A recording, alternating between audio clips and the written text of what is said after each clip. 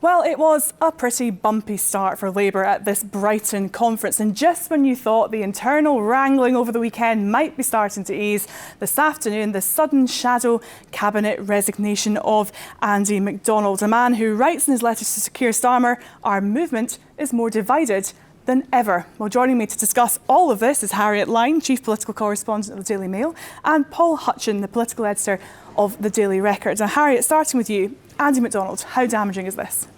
Well, I can't recall another party conference where a member of the top sort of shadow ministerial team has resigned midway through it, which is pretty explosive in itself.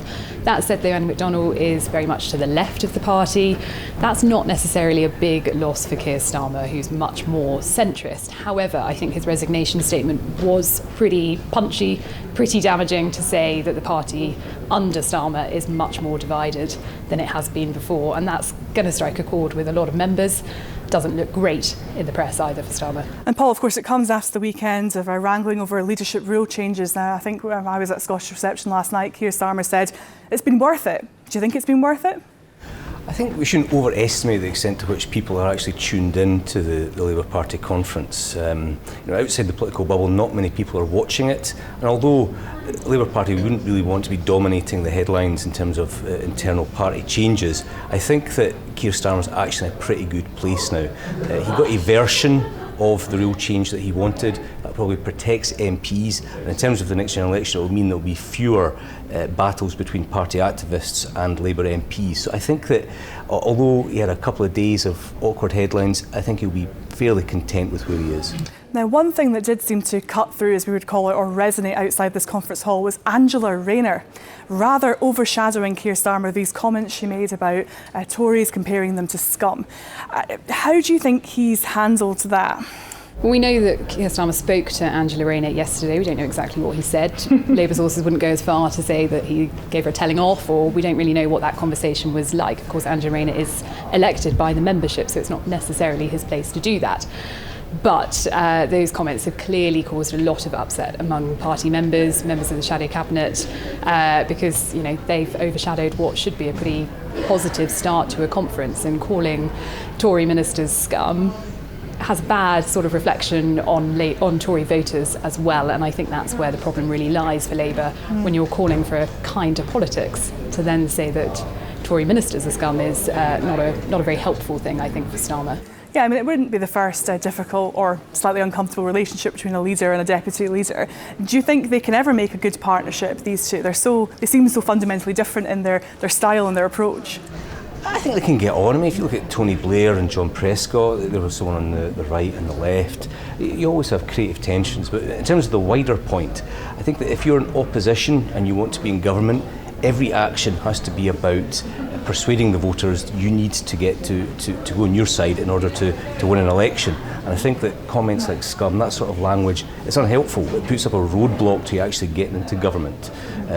Voters are unimpressed with that sort of thing, and I think if Starmer has a frustration, it will be that it's probably harming Labour in terms of appealing to moderate Tory voters.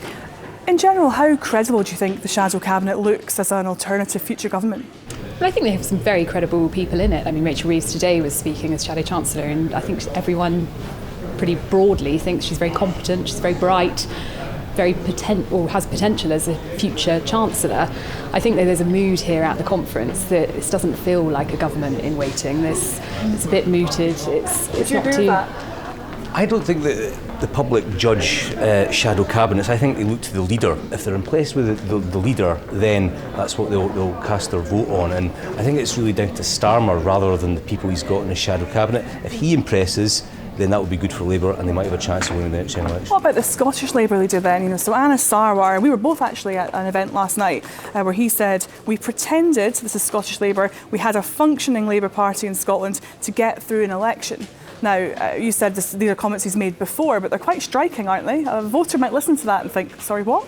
Yeah, he's been very frank. I mean, Scottish Labour has been a bit of a disaster zone over the last decade. I mean, they've gone backwards in every single devolved election. They're now in third place, distant third place in Scotland, and Nassar's got a huge rebuilding job to do. But he did have quite an impressive election, even though it was a disappointing result for him. And I think that the fact he's saying these things shows that he knows that he's got a huge job ahead of him over the next few years. Yeah, he said, I'm not interested in managing the decline of Scottish Labour, but some would argue, well, that's exactly what he's doing at the moment. Yeah, I think the problem with Scottish Labour is that you have Indy Ref 2 dominant in Scottish politics. So every time Nicola Sturgeon calls for Indy Ref 2, she fires up the SNP base. Every time the Conservatives say no, it fires up the Conservative base. Labour are falling between the cracks. Unless there is a breakthrough in this constitutional stalemate, I don't think Scottish Labour will ever recover. OK, one more issue at conference that got some headlines over the weekend. It's a very difficult issue for parties, a difficult issue for the SNP. It seems to be a difficult issue for Labour. Keir Starmer said Rosie Duffield, one of his MPs, was wrong to say only women have a cervix. Now, she's not come to conference.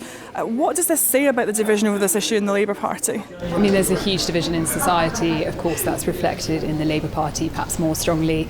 There's a big trans community within the Labour Party. Of course, there's also big feminist communities too, who some will agree with Rosie Duffield. But I think there's equally a wider issue here as well on safety of women in the party conference, having Rosie Duffield not feeling safe to come. She did also say she didn't want to cause a distraction, but we've seen this before under Corbyn, and I think there's big questions there for Starmer as to what he's doing to make female MPs feel safe coming to a party conference, which should be a very safe space for a big plethora of opinions. It's difficult ground for Keir Starmer, isn't it? Yeah, I think I agree. It's a big divisive issue in all political parties, not just Labour, but in the Tories, the SNP, maybe not so much the Lib Dems and the Greens. I think they've got quite firm positions on this. But I think what's dispiriting about it is just the way sometimes you see it conducted in a very nasty way. I think that good people can get together and talk about this issue and come to a satisfactory conclusion. Paul, Harriet, thank you so much for joining us tonight.